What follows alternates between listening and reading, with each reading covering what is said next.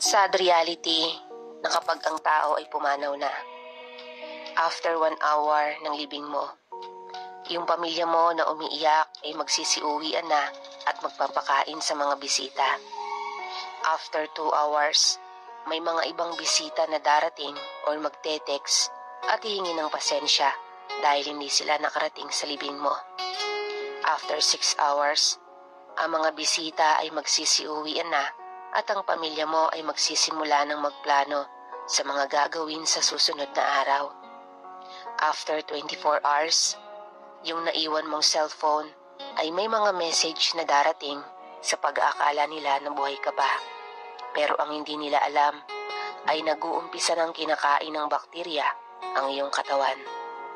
After 5 days, yung pamilya mo ay salo-salo ng kumakain habang ikaw ay nabubutas na ang katawan at lumalabas na ang mga dugo dahil sa bakterya.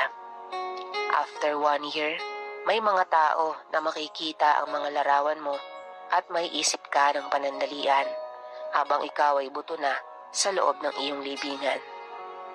Real talk, lagi mong tandaan na napakaikli lang ng buhay sa mundo at madali ka ring makakalimutan ng tao. Kaya't marapat lang na huwag pairalin ang pagkalabis ng kagustuhan mo dito sa mundo. Huwag puro ka-estresan ang gawin mo dahil sa ayaw at sa gusto mo, lilisan ka rito.